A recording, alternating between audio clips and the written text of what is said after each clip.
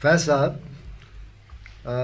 جب آپ کا اسم گرامی لیا جاتا ہے اور کہا جاتا ہے کہ فیض احمد فیض، تو سننے والوں کے ذہن میں آپ ایک بالغ نظر ادیب اور ایک صاحب طرز شاعر کے ابھرتے ہیں، اور یہ آپ کی گمبھیر شخصیت کا ایک پہلو ہے، لیکن یہ پہلو اتنا نمایاں ہو چکا ہے کہ باقی پہلو جو ہیں جو اس سے کم حیثیت نہیں رکھتے، قدرتی طور پر وہ دب گئے ہیں۔ تو قدرتی طور پر جو لوگ آپ کی شاعری سے دلچسپی رکھتے ہیں ان کی خواہش ہوتی ہے کہ یہ دیکھیں کہ آخر یہ شاعر جو ہے کس ماحول سے ابھرا ہے، کون کون سے حالات تھے۔ تو آج کچھ لوگ یہاں اسی غرض سے جمع ہوئے، یہ اپنے حمید اختر صاحب ہیں، پروفیسر قیوم نظر ہیں، انیس ناجی صاحب ہیں، پروفیسر باقر رضوی صاحب ہیں، اور کچھ آپ کے احباب ہیں ذرا دور بیٹھے ہیں، وہ اعجاز صاحب ہیں، بٹالوی صاحب، اور منو بھائی ہیں، اور انتظار حسین ہے، اور رضی صاحب ہیں۔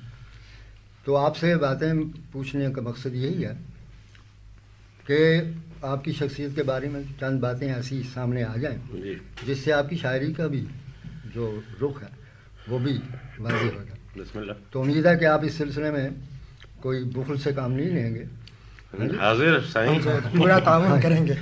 تو حمید اختر صاحب شاید کچھ پوچھنا چاہتے ہیں۔ میں یہ پوچھنا چاہتا تھا کہ اگرچہ اس بارے میں اختلاف ہے کہ شاعر کے لیے جو مروجہ تعلیم ہے وہ حاصل کرنا ضروری ہے یا نہیں، لیکن بہرحال لوگ یہ جاننا چاہیں گے کہ ابتدائی زندگی اور ابتدائی تعلیم اور کہاں تک تعلیم اور کس ماحول میں آپ نے تعلیم حاصل کی، تاکہ پھر اس کے بعد شاعری کی بات ہو۔ ہمارے سب سے پہلے استاد تو تھے مولوی ابراہیم میر سیالکوٹی۔ وہ اس طریقے سے کہ ان کی مسجد ہمارے گھر قریب تھی، اس لیے ابجد ہم نے اور پہلا قاعدہ انہی سے پڑھا۔ اس کے بعد برسوں ہم ان کے درس قرآن میں شریک رہے، جی، فجر کی نماز کے بعد صبح سے بچپن ہی میں بالکل ابتدائی تعلیم کی بات کر رہا ہوں۔ سب سے پہلے استاد تو وہ ہیں۔ اس کے بعد ہمارے دوسرے استاد تھے سیالکوٹ میں، ایک مشہور مدرس تھے کسی مدرسے میں جن کا نام تھا مولوی عطا محمد۔ ان سے کیونکہ میں پہلی دوسری جماعت میں نہیں گیا تھا مدرسے میں، ہم نے کوئی 9-10 برس تک گھر ہی پہ پڑھا تھا، اور ہم مدرسے میں داخل ہوئے تھے 5ویں جماعت میں۔ جی، چنانچہ یہ مولوی عطا محمد صاحب سے ہم نے اردو کی ابتدائی کتابیں پڑھیں، اور اس کے ساتھ ساتھ گلستان پڑھی اور فارسی کی چند ابتدائی کتابیں پڑھیں۔ تو سب سے پہلے استاد تو یہ تھے۔ اس کے بعد جب ہم اسکول میں داخل ہوئے تو 6ٹھی 7ویں جماعت میں ہمارے ابا ملے گئے شمس العلماء مولوی میر حسن صاحب کی خدمت میں، اور ان سے عرض کیا کہ یہ آپ کا غلام زادہ آیا ہے، اسے آپ قبول کر لیں۔ انہوں نے دیکھا ہماری طرف، کہنے کہ فلاں گردان سناؤ، گردان ہم نے سنا دی۔ اس کے بعد انہوں نے ہمیں قبول کر لیا اپنے حلقہ تلمذ میں۔ تو جب ہم اسکول سے نکل کے آتے تھے تو اس کے بعد مولوی صاحب کی مسجد میں جاتے تھے۔ جی، مولوی ابراہیم سیالکوٹی، نہ شمس العلماء مولوی میر حسن۔ اور وہ طریقہ یہ تھا کہ دوپہر کے بعد یا عصر کی نماز کے بعد وہ اپنے حجرے سے اٹھ کے مسجد میں چلے جاتے تھے، اور وہاں پہ دائرے میں لوگ بیٹھے ہوتے تھے، کوئی خراسان سے آیا ہے اور کوئی کابل سے آیا ہے اور کوئی یو پی سے آیا ہے، اور کوئی حدیث پڑھ رہا ہے، کوئی فقہ پڑھ رہا ہے، اور آخر میں ہم بھی بیٹھے ہوئے اپنی ابجد عربی زبان کی پڑھتے تھے ان سے۔ تو یہ ہمارے دوسرے استاد ہیں جن کا نقش ابھی تک دل میں ہے۔ اس کے بعد ہم کالج میں جب آئے، پہلے میں نے کالج کی ابتدائی 2 سال سیالکوٹی میں بسر کیے تھے ہمارے کالج میں۔ جب شمس العلماء بھی وہاں پہ تھے مدرس عربی کے، تو اس لیے دوبارہ ان سے تلمذ کا شرف حاصل ہوا۔ اردو اس زمانے میں کوئی مضمون نہیں تھا، اختیاری مضمون تھا 50 نمبر کا، وہ بھی گنے نہیں جاتے تھے۔ تو وہاں پہ مولوی یوسف سلیم چشتی صاحب جو ہیں یہ تشریف لائے، اچھا، وہ آپ کے استاد ہیں؟ جی ہاں، وہ مجھے اس لیے یاد ہے کہ انہوں نے کالج میں مشاعرہ شروع کیا طرح پہ، جی اور وہیں پہ ہم نے پہلی غزل گئی، اور انہوں نے اس قدر داد دی کہ ہم نے سمجھا کہ شاید کوئی شاعر ہونے کا خدشہ ہے۔ تو فیصل وفا صاحب کو اپنی ابتدائی غزل کا شعر یاد ہے، آپ کو بھی یاد ہے اس غزل کا کوئی شعر؟ مجھے اس غزل کا شعر مجھے یاد نہیں تھا، لیکن وہ ایک ہمارے دوست اور مہربان تھے فقیر محی الدین مرحوم، جی، وہ انہوں نے کتاب لکھی انجمن، اس میں خاکسار کا ذکر بھی ہے، جی، تو ان کی کہیں یوسف سلیم چشتی صاحب سے ملاقات ہوئی تو ان کو یاد تھا، مجھے یاد نہیں تھا۔ تو اس میں لکھا ہے غزل کے، مجھے باقی شعر تو یاد نہیں ہے، وہ ایک شعر جس پہ انہوں نے بہت داد دی تھی اور جس پہ ہمیں شبہ ہو گیا تھا کہ شاید ہم شاعری کرنے ہی لگیں، وہ یہ تھا کہ لب بند ہے ساقی میری آنکھوں سے، لب بند ہے ساقی مجھے آنکھوں سے پلا دے، وہ جام، یہ طرح پہ تھا، جی، وہ جام کہ منت کشی صحبہ نہیں ہوتا۔ واہ واہ، ابتدائی تعلیم تو جہاں تک مجھے یاد ہے یہی بزرگ مجھے یاد ہیں۔ اس کے بعد ہم لاہور آ گئے تھے گورنمنٹ کالج میں، یہاں انگریزی کے استاد تھے ایک بہت معمر انگریز بزرگ لینگ ہال۔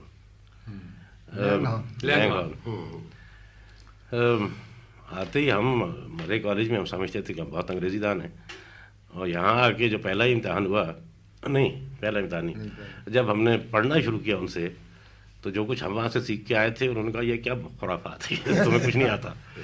یہاں پہ ہم نے نئے سرے سے پڑھنا شروع کیا، اور ان سے میں سمجھتا ہوں کہ بہت بصیرت حاصل ہوئی ادب میں۔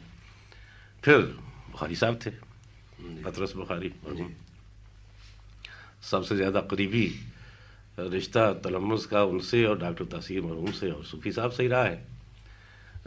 ایک ڈاکٹر تاثیر مرحوم تھے اور ایک پطرس بخاری مرحوم تھے۔ سب سے زیادہ یہ ذکر ہے، میں یہاں پہ آیا تھا سن ایف اے پاس کرنے کے بعد، غالباً سن 28۔ پھر یہ ہوا کہ کالج میں جایا کرتے چونکہ تاثیر صاحب کے اسلامی کالج میں، نہیں وہ یہ تھا، تاثیر صاحب سے اسی زمانے ملاقات ہوئی، یعنی ملاقات اس طریقے سے ہوئی کہ گورنمنٹ کالج میں پہلا مشاعرہ ہوا، یعنی میرے داخل ہونے کے بعد پہلا مشاعرہ ہوا جس میں بخاری صاحب صدارت کر رہے تھے، وہاں تاثیر بھی تھے، سالک مرحوم بھی تھے، مولانا چراغ حسن حضرت بھی تھے، پرنت علی چند اختر بھی تھے، فل ہاؤس تھا، رفیع چلندری صاحب بھی تھے، غرضے کے سبھی جو اساتذہ تھے وہاں پہ موجود تھے۔ تو اس پہلے مشاعرے میں ان سب سے تعارف ہوا، اس کے بعد تاثیر صاحب نے کہا بھی کبھی ملا کرو ہم سے، سالک صاحب سے ملاقات ہو گئی، صوفی صاحب سے ملاقات ہو گئی۔ پھر یہ ہے کالج کے دوران میں تو پڑھنا لکھنا کم ہوتا تھا، کالج سے نکل کے زیادہ ہوتا تھا، اس لیے کبھی تاثیر صاحب کی لائبریری تھی وہ کھلا رہتا تھا گھر ان کا، کبھی آئے کوئی آدمی کتاب لے جائے، کچھ پوچھنا ہو پوچھ لے۔ بخاری صاحب کا گھر تو ذرا نسبتاً مشکل تھا اس پہ داخلہ، لیکن خاص جو ان کے تلامذہ تھے ان کو اجازت تھی کہ اس طریقے سے نہیں، یعنی تاثیر صاحب کے گھر کی طرح نہیں کہ دروازہ کھولا اندر چلے آئے، لیکن پہلے اطلاع دے کے اور اجازت لے کے کیا جانا ہوتا تھا۔ اور پھر اسی زمانے میں انہوں نے وہ مجلس ایک حلقہ بنایا تھا جس کا نام اب مجلس اردو ہے، شاید اب مجلس اقبال ہو گیا ہے، پہلے مجلس اردو ہوا پھر مجلس اقبال ہوا۔ وہاں پہ ہر مہینے ایک محفل ہوا کرتی تھی جس میں طلباء پڑھتے تھے اپنے مضامین یا شعر، اور بزرگ لوگ جو تھے وہ اس پہ اپنے خیالات کا اظہار کرتے تھے، اس سے بہت تربیت ہوئی۔ پھر صوفی صاحب کا دیوان خانہ تھا، یہاں پہ یہ سب لوگ شام کو جمع ہوتے تھے۔ اور کالج کے آخری زمانے میں، اس زمانے میں یہ تھا کہ جو لڑکے بی اے پاس کر چکے ہیں وہ قریب نیم اساتذہ کی صف میں شریک ہو جاتے تھے، تو باقی جو کچھ ہم نے پڑھا ہو ان لوگوں سے پڑھا۔ صوفی صاحب تو اس زمانے میں شاید فارسی پڑھاتے تھے اور اردو پڑھاتے تھے، دونوں ہی آپ کے یہ مضمون تھے نہیں، تو صوفی صاحب سے پھر الگ ملاقات ہوتی تھی بار آپ؟ نہیں، صوفی صاحب تو اصل میں آئے تھے جب ہم ایم اے میں پہنچے، ٹریننگ کالج میں تھے، جی ہاں، لیکن ملاقات ایف اے بی اے کے زمانے میں شروع ہو گئی تھی۔ وہ قصہ یوں تھا اس زمانے میں کہ یہ شرط نہیں تھی کہ کالج میں کیا پڑھایا جاتا ہے کیا نہیں پڑھایا جاتا ہے۔ میرے تو ٹھیک ہے کہ مضامین، میرا مضمون تو عربی تھا، فارسی ہم نہیں پڑھتے تھے، لیکن ہوتا یہ تھا کہ شام کو صوفی صاحب کیا جمع ہوئے تو اس میں جو کچھ بھی کسی کو کوئی الجھن کسی مسئلے میں پیش آئی، وہ وہاں پہ جو اساتذہ جمع ہے کسی سے پوچھ لیا. تو ایک قسم کا وہ تو کلیکٹیو ارینجمنٹ تھا اس زمانے میں کہ گورنمنٹ کالج کے اساتذہ جو ہیں وہ تحصیل صاحب سے پوچھنے جا رہے ہیں، اسلامیہ کالج کے جو ہیں طلباء وہ یہاں آ رہے ہیں بخاری صاحب سے کچھ پوچھنے کے لیے. اور اسی طریقے سے ایف سی کالج ہے، دیال سنگھ کالج ہے، جس کالج کا بھی کوئی لڑکا ذہین ہے یا جسے کوئی شوق ہے، وہ زمانے میں قاعدہ یہی تھا کہ وہ جس استاد کے پاس جائے کسی کالج میں، اورینٹل کالج میں مولوی شفیع مرحوم تھے، وہاں پہ اسلامیہ کالج میں تحصیل صاحب تھے، یہاں پہ بخاری صاحب تھے، ایم جی سنگھ تھے. اس زمانے میں قاعدہ یہی تھا کہ وہ ایک طریقے سے اساتذہ اور طلباء دونوں انٹر کالجی قسم کے. ہاں بالکل، وہ میں یہی کہنے والا تھا فیض صاحب. ایک یہ بھی ایف سی کالج کے پڑھنے والے کو پتہ چلتا تھا کہ اسلامیہ کالج میں ایک فلسفے کے حوالہ ہے تو وہ اپنی کلاس چھوڑ کے وہاں جا بیٹھتے تھے اور کوئی روکتا نہیں تھا. صاحب عربی میں ڈگری جو آپ نے ایم اے کی لی، یہ شمس العلماء کے ابتدائی جو آپ نے تلمذ ان سے آپ کو رہا، اس کی وجہ سے یا کوئی اور وجہ؟ یعنی ایک وجہ تو یہی تھی، دوسری وجہ یہ تھی کہ گھر پہ چونکہ فارسی بولی جاتی تھی ہمارے گھر میں اس زمانے میں بچپن میں، اس لیے ہم نے کبھی فارسی تو آتی ہی، بس ہوتی ہے پڑھنے کی کیا ضرورت ہے، یہ گھر پہ پڑھ لیں گے. فارسی کیسے بولتے تھے آپ کے گھر میں؟ وہ اس وجہ سے ہے کہ ہمارے والد نے عمر کا بہت سا حصہ افغانستان میں گزارا تھا. وہ امیر عبدالرحمن جو ایک امیر امان اللہ کے دادا تھے، یہ ان کے ساتھ وابستہ تھے ان کے دربار سے. تو جب یہ واپس آئے تو ان کے ساتھ وہاں کی 2-4 خواتین بھی آئیں، جن کو ہم ننا جان کہتے تھے. وہ گھر کی متمم تھیں، اور دوسری جنہیں ہم آپا جان کہتے تھے وہ بڑی بہن کی طرح تھیں. یہ یوں تو ٹیکنیکلی تو ملازمائیں تھیں، لیکن اصل میں گھر کا سب انتظام انہی کے سپورٹ تھا. تو انہیں تو وہ تو پنجابی انہیں آتی نہیں تھی جی، تو وہ تو فارسی بولتے تھے، اس لیے ان سے مجبوراً انہیں فارسی بولنی پڑتی تھی. پھر دوسرے 1-2 اور افغان خاندان تھے وہیں سیالکوٹ میں، تو ان کے ساتھ بھی فارسی میں گفتگو ہوتی تھی. اگرچہ اب تو مجھے دقت ہوتی ہے، لیکن اس زمانے میں یہی تھا. تو ہم نے کہا کہ یہ فارسی تو گھر میں سیکھ لی ہے، یہ مدرسے میں اس کے لیے جانے کی ضرورت ہے، اس وجہ سے. اور ایک اور بات بھی تھی، وہ یہ سمجھا جاتا تھا کہ عربی جو پڑھے اس کو ICS میں جانے میں بہت آسانی ہوتی ہے. میں یہ کہنے تو فیض صاحب جب آپ نے ایم اے عربی کے بعد میں انگریزی بھی کیا، پہلے انگریزی کیا پھر عربی کیا، اس کے بعد ملازمت اختیار کیا آپ نے ایم اے کالج امرتسر سے، تو اس زمانے میں بھی جو شاعری کا موڑ آیا ہے، بعد لوگ کہتے ہیں کہ آپ نے وہاں ایک محمود ظفر صاحب تھے جن سے آپ نے بہت کچھ کسب فیض کیا ذہنی طور پہ. جی ہاں صحیح ہے. وہ یہ ہے کہ جب ہم نے وہاں امرتسر میں ملازمت اختیار کی تو محمود ظفر مرحوم اور ان کی بیگم تھی ڈاکٹر رشید جہاں، یہ دونوں وہاں پہ میرے رفیق کار تھے. ہوا یہ تھا کہ لندن میں تحریک شروع ہوئی تھی یہ ترقی پسندی کی، اور یہ وہیں سے اسی زمانے میں یہ لوٹے تھے. میرے جانے سے یہ کوئی ایک برس پیشتر وہاں پہ ملازم ہوئے تھے. پرنسپل تھے نا وہاں؟ وائس پرنسپل تو ایک انگریز صاحب حاضر تھے، مرکیڈو. ہاں نیم انگریز تھے، پورے انگریز نہیں تھے. تو یہ اپنا ترقی پسندی کا فلسفہ لے کے وہاں پہ پہنچے تھے. تو ان سے باتوں میں ذکر آیا تو انہوں نے کہا بھی یہ کتابیں بھی پڑھو، تم نے نہیں پڑھی ہیں. ہم نے پڑھی. اس سے کچھ حالات بھی اس زمانے میں اس قسم کے تھے کہ ہم سے واقعی متاثر ہوئے. اس کے بعد ڈاکٹر تاثیر آ گئے واپس، اور وہ وہاں پہ پرنسپل مقرر ہوئے اسلامیہ کالج میں. اور پھر اس کے بعد یہ سجاد ظہیر آئے، ڈاکٹر ملک راج آنند آئے، یہ سب لوگ، یہ پورا گروہ جو تھا یہ انگلستان سے واپس آیا.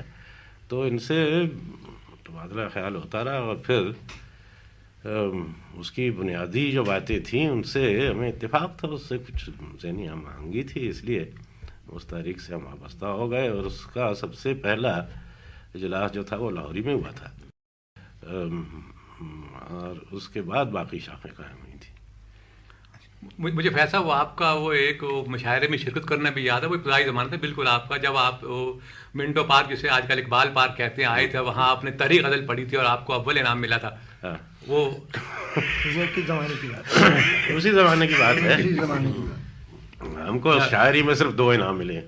ایک تو اس طرح تحریک غزل پہ انعام ملا تھا، ایک جب علامہ اقبال آئے تھے انگلستان سے واپس راؤنڈ ٹیبل کانفرنس کے بعد، تو ایک علامہ اقبال کے موضوع پہ ایک مشاعرہ ہوا تھا گورنمنٹ کالج میں، جس میں علامہ اقبال کے بارے میں لوگوں نے کچھ اظہار خیال کیا تھا.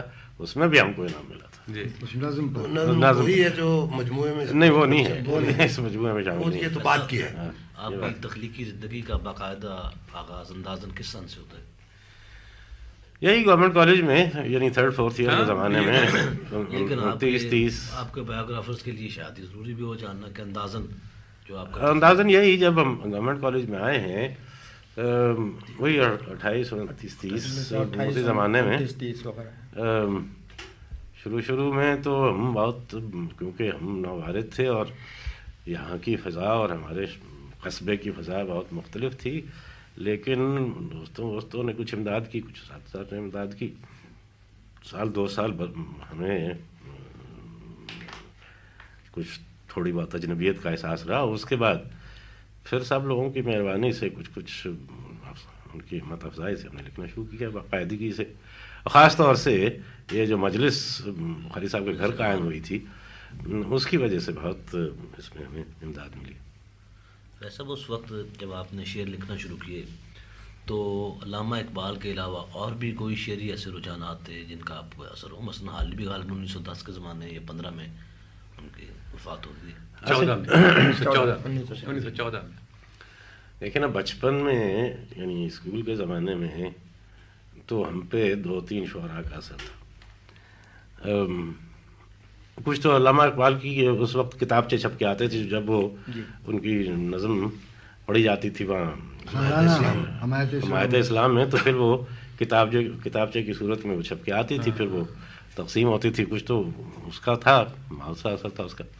یہ آپ کا قطع کلام ہوتا ہے، یہ جو لانگر پوئم ان کی سال کے بعد چھپتی ہے، اس میں خاص کوئی ایسی نظم تھی کہ جو خاص اثر انداز ہوئی ہو؟ بھی سب سے پہلے تو میں سمجھتا ہوں کہ شعوری طور سے جس نظم کا ہم پہ اثر ہوا وہ تو شکوہ ہے. نہیں، وہ ہے نالہ یتیم. اور مولانا علی کی مسدس حالی تو چونکہ بازاروں میں لوگ آتے تھے اور خطبوں میں پڑھی جاتی تھی، اس لیے وہ تو اس کا تو اثر تھا ہی.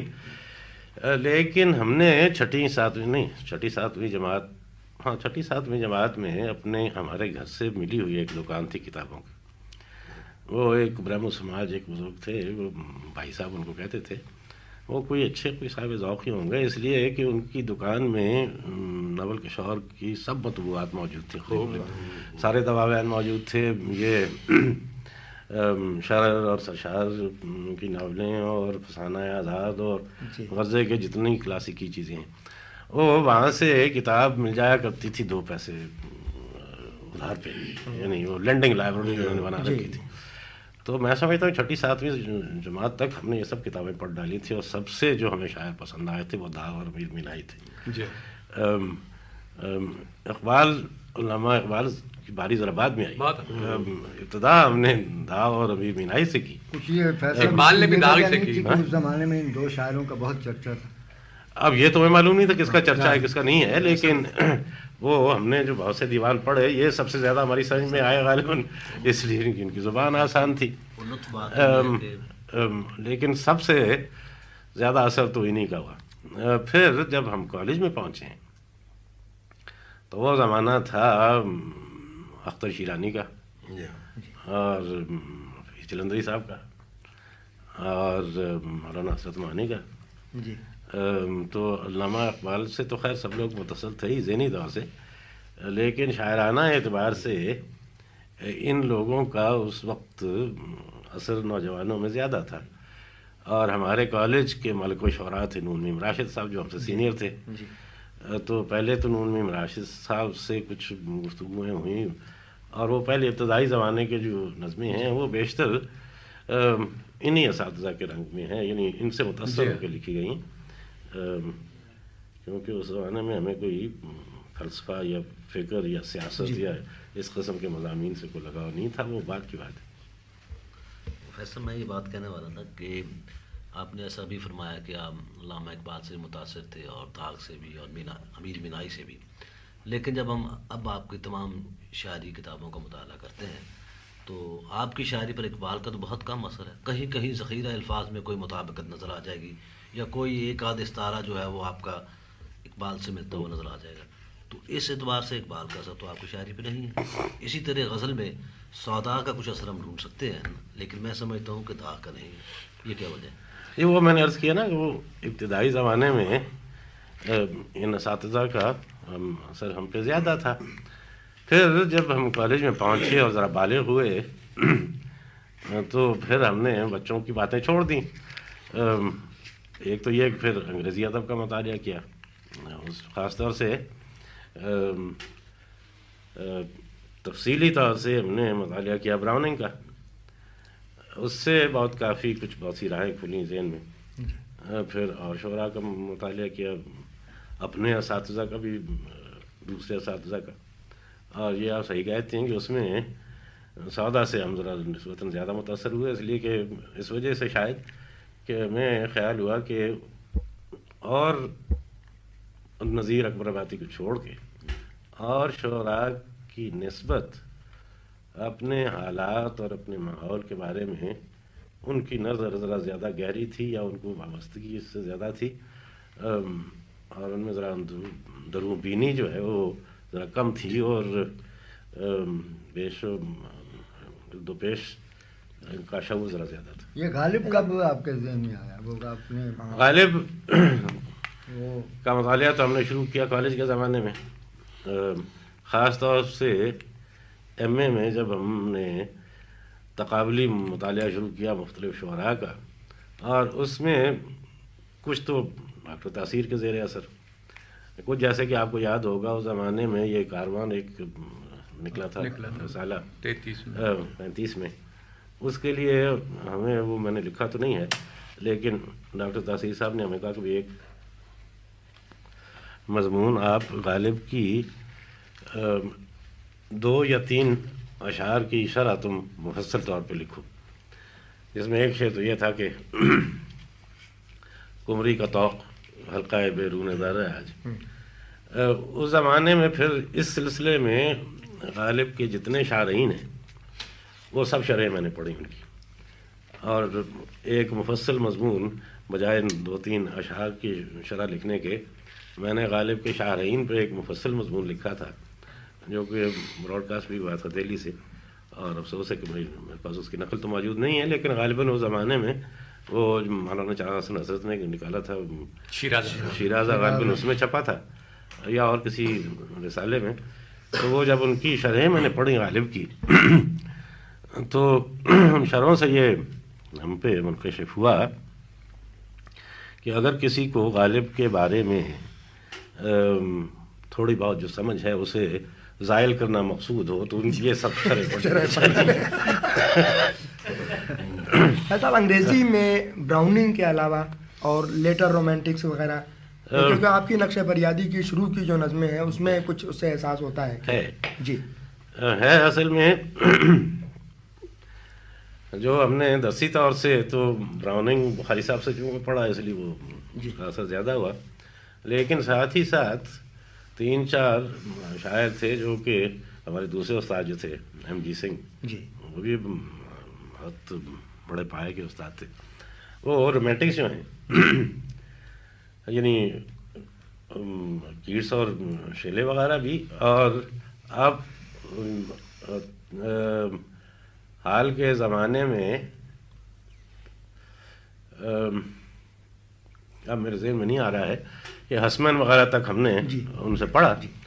پھر جب ہم نے کالج چھوڑا تو یہ یعنی 30 اور 40 کے درمیان تو یہ نیا مکتبہ پیدا ہو چکا تھا، یہ اسپینڈر اور آڈن، اور تو ان سے کچھ ذہنی مطابقت ہماری زیادہ تھی، تو اس سے میں سمجھتا ہوں کہ کافی متاثر ہوا. جی فیض صاحب نرودہ سے بھی ہوئے ہیں جو آپ کے دوست بھی تھے. دوستی کا تو میں دعویٰ نہیں کر سکتا ہوں، اس لیے کہ وہ بہت بڑے آدمی تھے. ہم تو خاک اور عالم پاک والی بات ہے. البتہ یہ ہے کہ ان سے صحبت ضرور رہی ہے اتفاق سے. مضمون لکھنے کا وعدہ بھی کیا ہوا ان پہ. ہاں وعدہ ہے. وہ یہ کہ اتفاق سے جب میں گیا ہوں سوویت یونین میں سن 62 یا 63 میں، تو اتفاق سے ہم ایک جگہ سینیٹوریم میں، وہ بھی وہی مقیم تھے اور اتفاق سے ہمارا قیام بھی وہیں ہوا. تو مہینہ بھر وہ ہم ایک جگہ رہے اور اس دوران میں ان سے صحبت رہی. لیکن جب تک ہم نے ان کے کلام کا مطالعہ بعد میں کیا، یعنی کچھ متفرق نظمیں تو ادھر ادھر دیکھی تھیں لیکن کوئی باقاعدہ ان کا مجموعہ نظر سے نہیں گزرا تھا. وہ ان سے ملاقات کے بعد پھر میں نے ان کا مطالعہ کیا اس حد تک جس حد تک کے تراجم موجود ہیں. جی لیکن بیشتر تراجم ان کے اس کے بعد میں ہوئے. اس زمانے میں ذرا کامیاب تھے، ایک دو چھوٹی چھوٹی کتابیں ملتی تھیں، وہ میں نے دیکھی تھیں. لیکن یہ جو اسکول ہے پابلو نرودا کا، اس میں میں سمجھتا ہوں پابلو نرودا سے زیادہ ہم پہ اثر لورکا کا ہے، اس لیے کہ لورکا کو ہم نے بہت تفصیل سے پڑھا ہے جی اور اس سے بہت سی باتیں سیکھی ہیں. خاص طور پہ استعارے کا استعمال جو ہے اس میں لورکا کا بہت اثر ہے. اچھا بھائی صاحب، یہ بات تو آپ کی شعری نظریات وغیرہ کے بارے میں بھی ہم ابھی کریں گے، لیکن یہ بتائیے کہ یہ آپ کے سیاسی جو نظریات وغیرہ تھے یہ کس زمانے میں بنے اور آپ نے کیا سیاست میں کوئی عملی حصہ بھی لیا یا نہیں؟ جیسے میں نے عرض کیا کہ اس کی ابتدا تو ادبی کے ذریعے سے ہوئی. جی یعنی ترقی پسند تحریک کے ذریعے سے سن 35-36 میں، سن 36 میں. اور اس کے بعد پھر ہم نے سوچا کہ بھی محض زبانی جمع خرچ تو ٹھیک نہیں ہے، کچھ کرنا بھی چاہیے.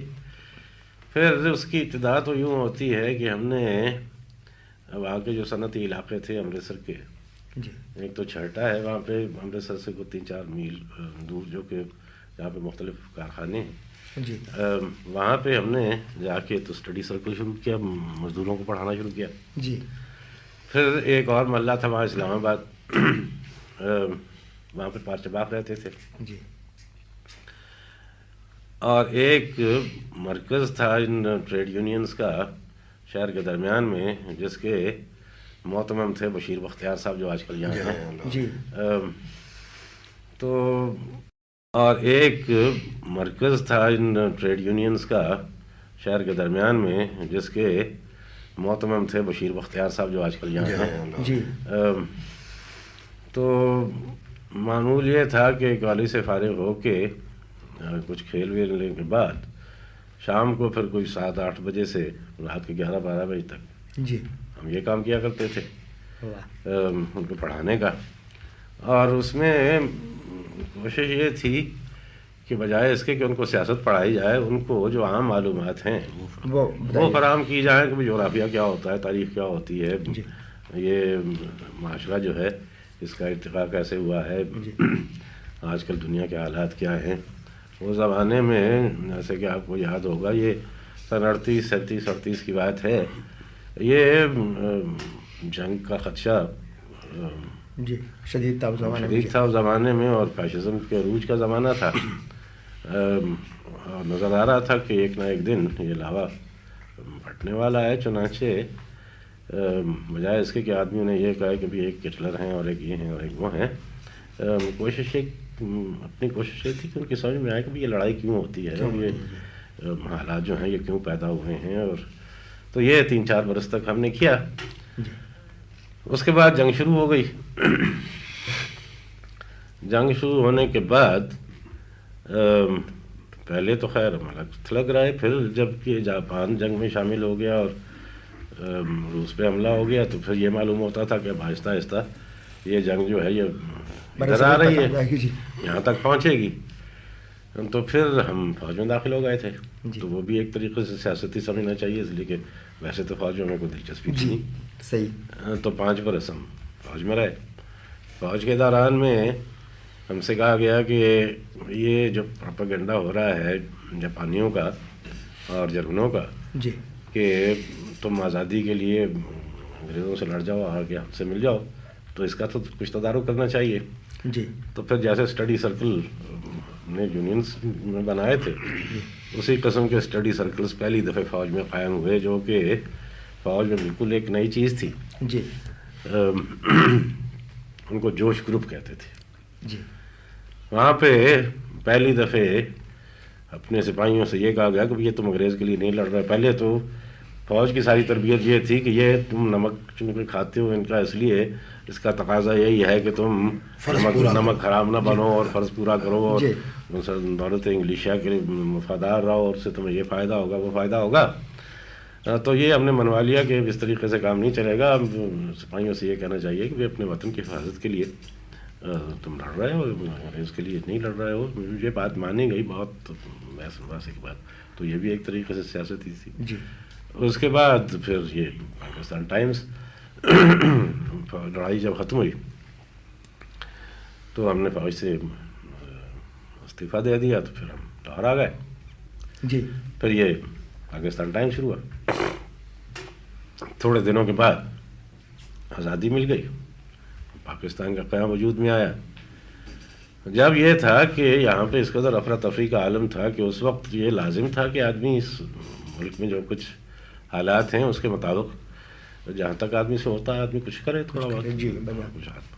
چنانچہ ایک طرف تو اخبار نویسوں کو منظم کرنے کا کام تھا، اس کے لیے Pakistan news paper editors conference قائم ہوئی. جی. پھر یہ ہے کہ یہاں پہ ٹریڈ یونینز کا قصہ کوئی نہیں تھا، اس لیے کہ ٹریڈ یونین کے لیڈر سب غیر مسلم تھے جو کہ ادھر جا چکے تھے، تو ان کو دوبارہ منظم کرنے کا کام تھا. تو ٹریڈ یونین میں کام کیا، اس میں اخبار نویسوں کے حصے میں وہ کام کیا، لیکن ہم نے کبھی کوئی جلسہ جلوس اور نعرے بازی جو ہے وہ ہم سے نہیں ہو سکی. ہم تو بس کارکن کی حیثیت سے کام کرتے ہیں. سر ایک بات اکثر خیال ہوتا ہے، اس بات پہ بات کرتے ہیں کہ جب آپ نے پاکستان ٹائمز جوائن کیا اس وقت تک آپ کا تعلق صحافت کے پیشے سے نہیں تھا، اور یعنی شاعری کی حد تک یا درس و تدریس کی حد تک تو آپ کا تجربہ بھی تھا اور آپ کر رہے تھے. تو اچانک یہ پیشہ جو پروفیشن آپ نے اپنا تبدیل کیا اور ایک اخبار کے ایڈیٹر ہو گئے اور اس کے بعد کامیاب ایڈیٹر ثابت ہوئے، اس کی کیا آپ نے کیا محسوس کیا یہ ایک دم سے اس تبدیلی کو؟ ہوا یہ کہ میرا تو کوئی ارادہ نہیں تھا. میاں افتخار الدین صاحب ایک دن تشریف لائے دلی میں، ابھی ہم فوجی میں تھے. کہیں گے چھوڑو یار فوج ہوا، جب ہوگی لڑائی وڑائی ختم ہوئی، چلو لاہور چلو، اور یہ ہم نکالنا چاہتے ہیں پاکستان ٹائمز، تو آپ تم اس کے ہو جاؤ ایڈیٹر. میں نے کہا جی مجھے ایڈیٹری ویڈیٹری آتی نہیں، میں نے اخبار کا دفتر ہی نہیں دیکھا آج تک ساری عمر میں ایڈیٹری کیا کروں گا. میں نے کہا آپ ایڈیٹر کو رکھ لیجئے اور ہم کو اس کا نائب بنا دیجئے، پھر ہم سیکھ لیں گے آہستہ آہستہ کام. جی. چنانچہ ایک دو نام تجویز ہوئے کہ ان کو ایڈیٹر بنایا جائے. میں نے خود بھی تجویز کیے 2-3 نام. میں نے کہا آپ ان میں سے ان کا تجربہ ہے. ہمارے ساتھ فوج میں جو ہمارے سینئر تھے کرنل مجید ملک، میں نے ان کا نام تجویز کیا. میں نے کہا وہ پرانے اخبار نویس ہیں، انہوں نے ایک لاہور سے اخبار آؤٹ لک نکالا تھا اور پھر وہ کافی دیر تک اس سے وابستہ رہے ہیں، تو آپ انہیں ایڈیٹر بنا دیجئے، ہم کو ان کا نائب بنا دیجئے. خیر یہ بحث ہوتی رہی. آخر پہ فیصلہ یہ ہوا کہ نہیں، یہ ہے کہ 10-15 دن کوئی ایک تجربہ کار آدمی آپ کے ساتھ لگا دیتے ہیں، وہ آپ کو جو اس کے اسرار و رموز ہیں وہ 10-15 دن میں تم سیکھ جاؤ گے، ایسی کیا بات ہے، اس کے بعد تم شروع کر دینا. چنانچہ وہاں پہ پبلک ریلیشنس میں، یعنی دہلی میں جو فوج کے پبلک ریلیشنس کے اس وقت سربراہ تھے بریگیڈیئر ڈیسمنڈ ینگ، مشہور مصنف بھی ہیں، ان کی کتاب رامل مشہور ہے. چنانچہ وہ چونکہ وہ بھی فوج سے فارغ ہونا چاہتے تھے تو دہلی سے وہ اور میں ساتھ آئے. 2-3 ہفتے وہ رہے ہمارے ساتھ یہاں. جی. اس کے بعد انہوں نے کہا بھائی ٹھیک ہے اب تمہیں سب آتا ہے تم چلاؤ. تو شروع میں تو بہت گھبراہٹ ہوئی، لیکن دوسرے 4تھے 5ویں 7ویں دن ہم نے دیکھا کوئی ایسی مشکل بات نہیں ہے. تو بس اس کے بعد ایک بات میرے ذہن میں ابھری ہے، وہ یہ کہ آپ کا جو مطبوعہ کلام ہے یا ویسے اس کے ابتدائی جو کلام ہے اس میں اور اس میں بعد کی جو نظمیں ہیں ایک بین فرق نظر آتا. تو یہ کیا اس پاکستان ٹائمز میں ایڈیٹر ہونے کے بعد اس کا اثر تھا یا اس کے کچھ اور وجوہات بھی؟ نہیں، وہ تو پہلے سے شروع ہو گیا. ہاں، وہ تو بہت پہلے سے شروع ہو گیا. تو وہ پاکستان ٹائمز کے زمانے میں شعر لکھنے کی فرصت ہی نہیں ملتی تھی. بہت پہلے سے شروع. وہ تو 24 گھنٹے کا کام تھا جب فرصت ہی نہیں ملتی تھی. تو یہ میں سمجھنا چاہتا تھا، میرا خیال ہے کہ اور لوگ بھی سمجھ جائیں گے. یہ تو کون سی چیز تھی اصل میں تو ترقی پسند تحریک تھی. اس میں جو ذہن کی تربیت ہوئی، اس کے بعد وہ جیسے میں نے لکھا بھی عرض کیا ہے اس میں اپنے بچے میں بھی. اس کے بعد بھائی سب پہلے تو آدمی شعر لکھتا تھا صرف اپنی ذات کو سامنے رکھ کے کہ بھائی ہم کو یہ دکھ ہے اور ہم کو وہ فلاں دکھ ہے اور یہ خوشی ہے، وہ نہیں ہے. پھر اس کے بعد ذرا نظر وسیع ہوئی تو معلوم ہوا کہ انسان کی اپنی ذات تو نہایت حقیر چیز ہے. اس کے بارے میں شعر لکھنا نہ لکھنا تو کوئی ایسی بڑی بات نہیں ہے. دیکھنا تو یہ چاہیے کہ بحیثیت انسانیت کے ایک فرد کے یا اپنی قوم کے ایک فرد کے کوئی ایسا تجربہ کون سا ہے. وہ تو فیض صاحب آپ کے کلام میں وہ جب آپ نے یہ ہاں تو بس وہ تو اس کے بعد شروع اور بھی دکھ ہے زمانے میں، وہی پہلی نظم ہے جو فیض صاحب کی شاعری پر گفتگو کرنے سے پہلے ان کی تھیوری آف آرٹ کے بارے میں اور ادب کے نظریات میں آپ کے قطع کلام ہوتا ہوں کہ میں اعجاز بٹالوی صاحب کو دیکھ رہا ہوں کہ وہ کوئی بات کرنا چاہتے ہیں.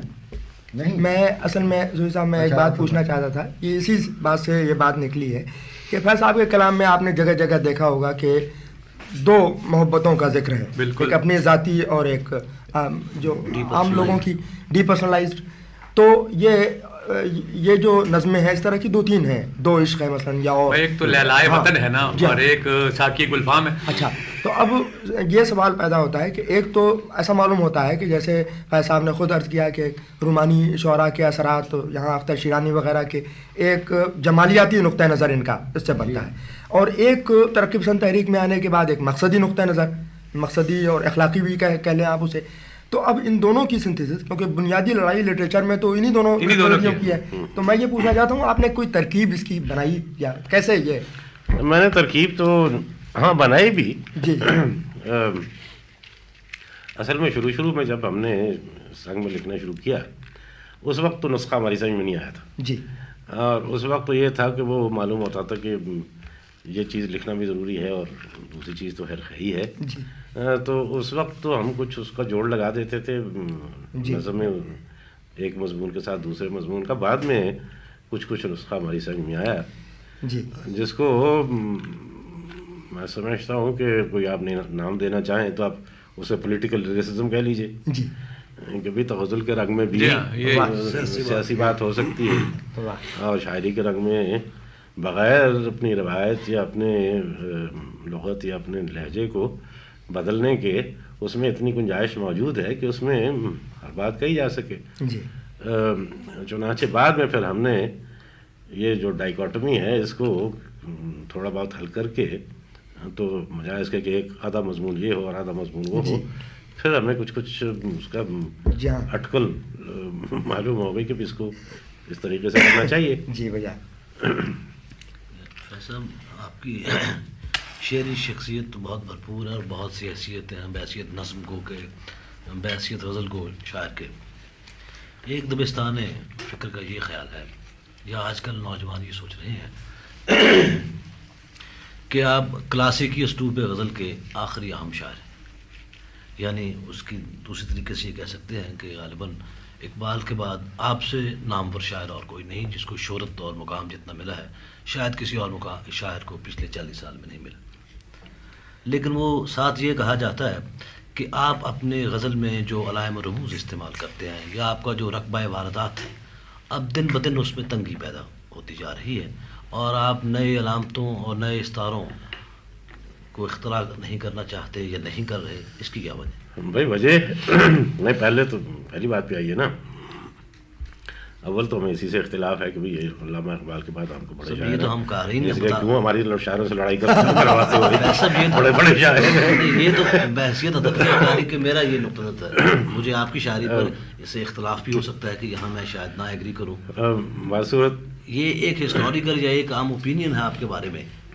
خیر وہ تو لوگوں کی عنایت ہے، اس لیے ہم تو نہیں مانتے یہ بات. خیر نہیں، دوسرا جو آپ کا سوال ہے کہ بھئی اب یعنی جو آج سے پہلے شاعری میں جو کچھ ہم نے تجربات کیے یا جو کچھ بھی کیا اب اس کا دائرہ تنگ کیوں ہوتا جا رہا ہے؟ ایک سب سے بڑی وجہ یہ ہے کہ عمر 64 برس کی ہو گئی ہے یا 63 برس کی. تو بھائی گردش خون کے ساتھ ساتھ وہ دماغ کی گردش جو ہے، دماغ کا خون جو ہے وہ بھی اس کی گردش بھی ذرا تھم جاتی ہے نا. تو بھی خیال نہیں سوچتے اس قسم کے، اور رانائی خیال میں فرق آ ہی جاتا ہے. ایک وجہ تو یہ ہے.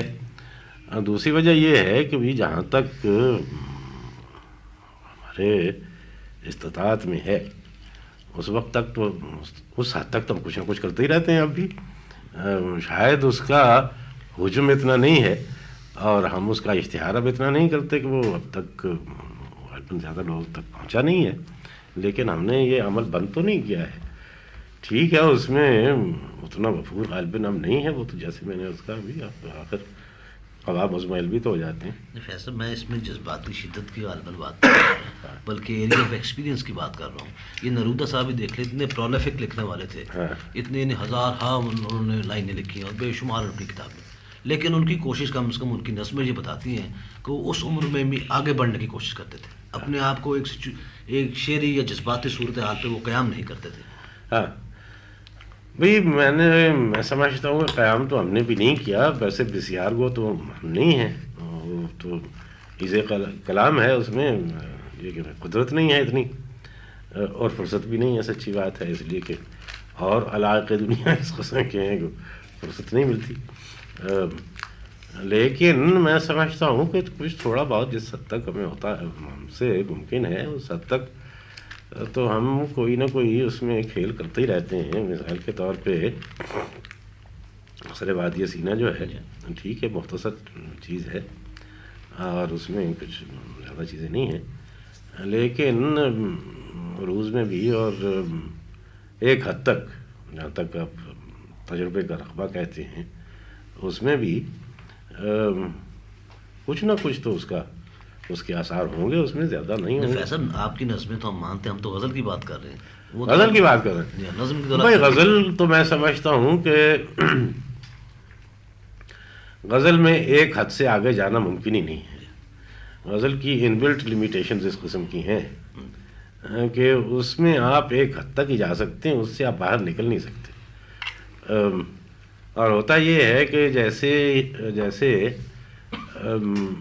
غزل کی زبان پہ آپ کی قدرت بڑھتی جاتی ہے ویسے ویسے اس میں ندرت کم ہوتی جاتی ہے. اس وجہ سے کوئی اتنا آسان ہو جاتا ہے کام کہ اس میں پھر کچھ نئی چیز داخل کرنا مشکل ہو جاتا ہے.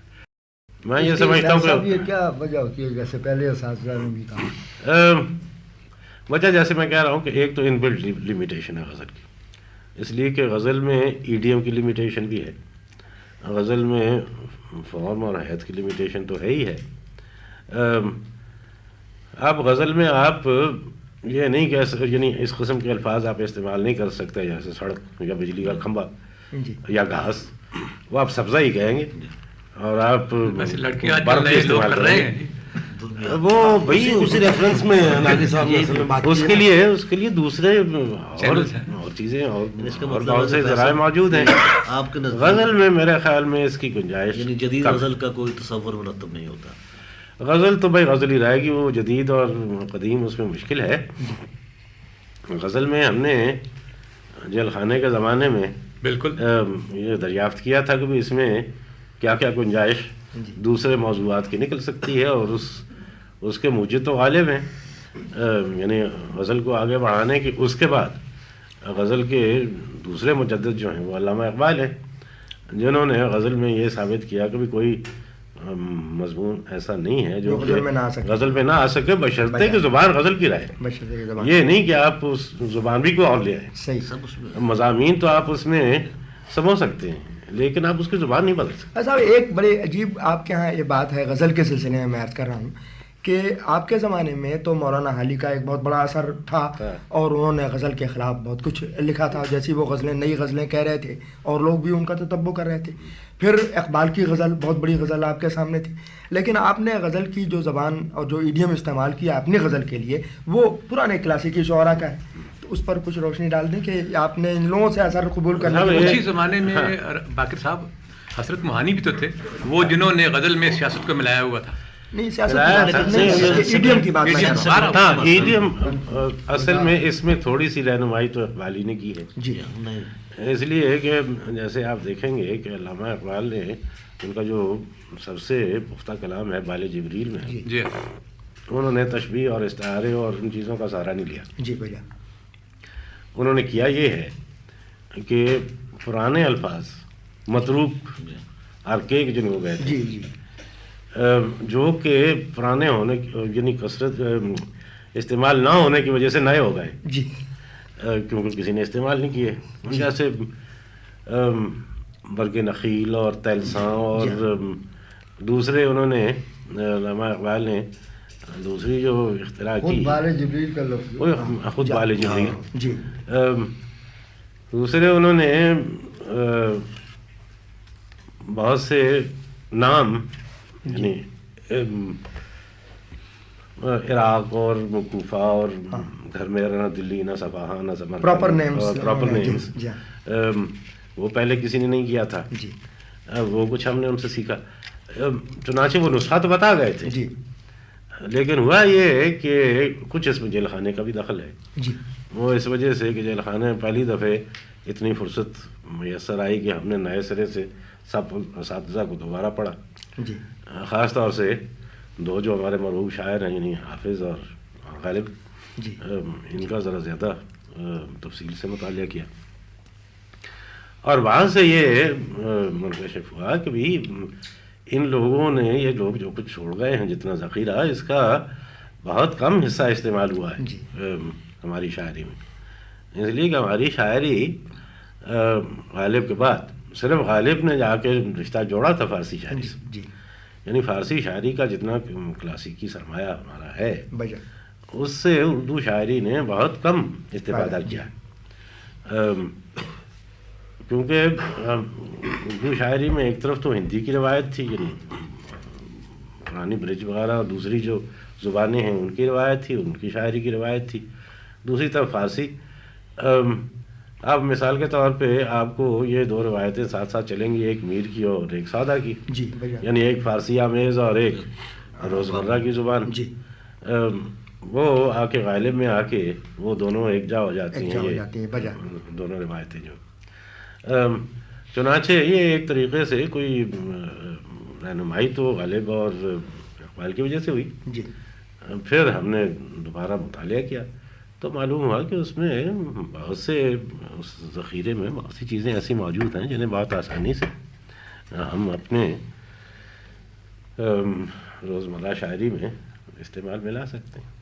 آپ نے ویسا ابھی 2 دفعہ جیل کا ذکر کیا ہے، اس کے متعلق بھی کچھ بتا دیجیے، جو یعنی کس زمانے کی قید کا آپ ذکر جیل اور کچھ تخلیقی صلاحیت، ہاں تعلق جو ہے وہ بھی بتا دیں، اور وہ جیل جو آپ گئے تھے اس سلسلے میں. فرصت کی وجہ سے یہ جو تخلیقات نئی صورت اختیار کیا، یا اس کی کچھ اور وجہ بھی تھی؟ کوئی آپ نے نہیں فرصت، ہاں بڑی چیز تو فرصت ہے، جی جو کہ پہلی شرط ہے وہ پہلی شرط شعر لکھنے کی.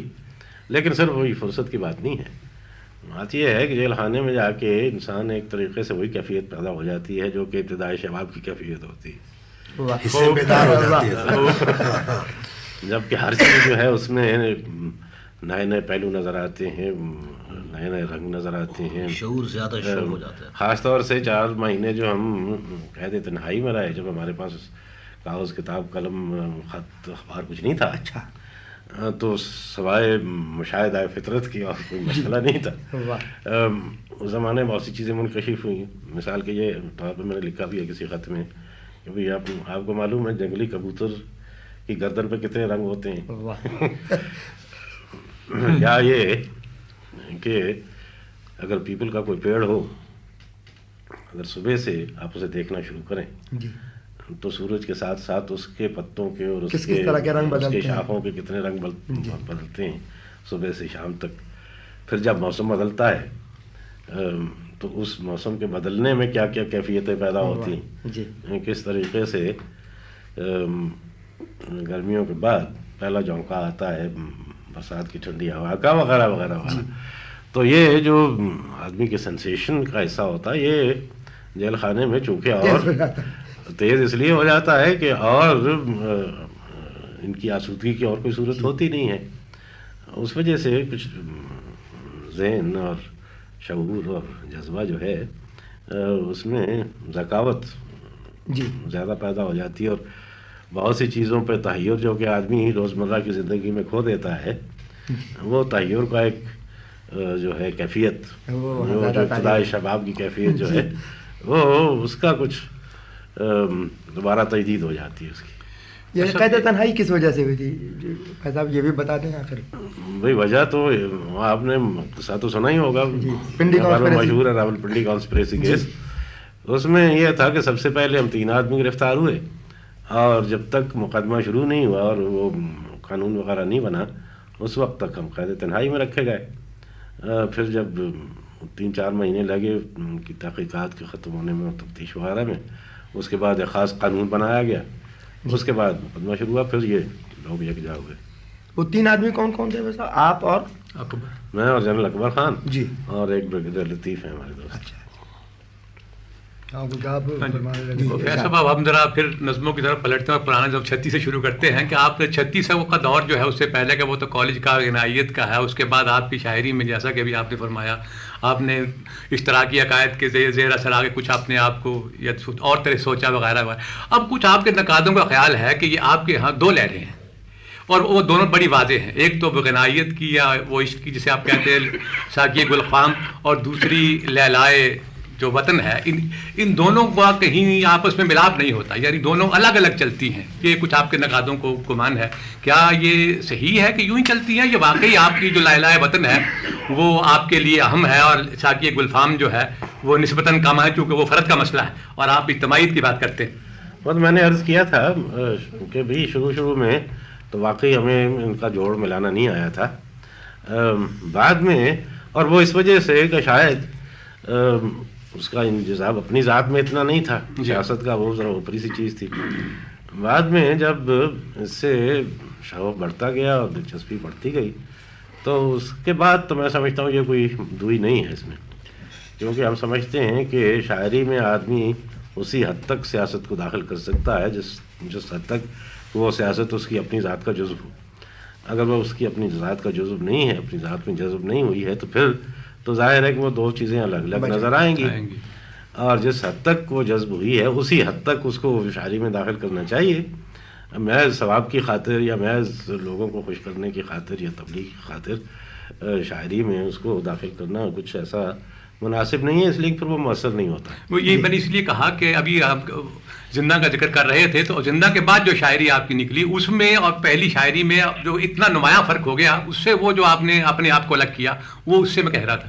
وہ صحیح ہے، اس لیے کہ غالباً زندہ کی شاعری کے بعد یہ نسخہ ہماری میں آیا تھا، یعنی زندہ کے زمانے کے بعد، زندہ سے پہلے کچھ یہ ٹھیک طریقے سے ہماری میں نہیں آیا تھا، اس لیے کہ تجربہ نہیں تھا۔ جی، زندہ میں رہ کے کچھ تجربہ بھی ہوا کہ سیاست میں یہ بھی کچھ ہوتا ہے، اور اس کے بعد مجھے یہ محسوس نہیں ہوا کہ یہ میرے لیے کوئی الگ چیز ہے، یعنی ذاتی جذبات اور سیاسی عقائد جو ہیں یا سیاسی تجربہ جو ہے، اس کے بعد میں اس میں کوئی فرق محسوس نہیں کرتا، اس لیے کہ وہ پھر اپنی ذات کا ہی قصہ ہو گیا تھا۔ جیل خانے کے تجربے کی وجہ سے جیل خانے کا ایک فائدہ یہ بھی ہوتا ہے۔ ٹھیک ہے، ویسے اس کا مطلب یہ ہوا کہ آپ یعنی جو مارکسی نقطۂ نظر ہے ادب کا، اور جس کے لیے وہ کمیٹڈ ادیب کا لفظ استعمال کرتے ہیں، ان معنی میں آپ تو یقین شاید نہیں رکھتے، یعنی آپ کی بات سے تو یہ ظاہر ہوتا ہے۔ نہیں، میں بالکل یقین رکھتا ہوں اس میں، لیکن اس حد تک کہ جس حد تک آدمی اس عقیدے کو یا اس نظریے کو اپنی ذات اور اپنے جذبات میں جذب کر سکے۔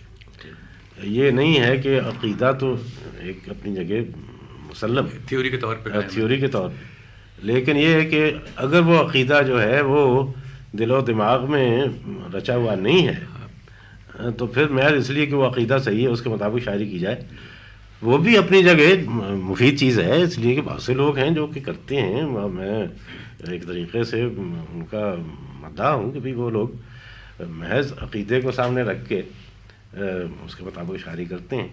میں یہ سمجھتا ہوں کہ مارکسی نقطہ نظر نہیں ہے، یہ صرف ان لوگوں کا نقطہ نظر ہے جو کہ مارکسزم کو بالکل میکینیکلی اپلائی کرتے ہیں، اور جو کہ مثال کے طور پہ میں سمجھتا ہوں کہ مارکسزم کا سب سے میری نظر میں سب سے معتبر مفسر جو ہے جہاں تک ادب کا تعلق، وہ ایک ہنگری کے نقاد ہیں جن کا ابھی ابھی انتقال ہوا ہے، لوکاش جی، وہ آپ ان کی کتابیں پڑھیے تو آپ کو معلوم ہوگا کہ یہ مارکسی نقطہ نظر نہیں ہے کہ ہمیشہ مارکس کے جو ہیں عقائد اس کو سامنے رکھ کے یا آپ کا جو اپنا سیاسی صورتحال ہے اس میں چند ایک کلیہ قائم کر کے اس کا شعر بنا دینا جو ہے یہ مارکسی نقطہ نظر نہیں ہے۔ وہ میکینکس جو پہلے قائم ہوئی تھی مارکسی ادب کی، ہاں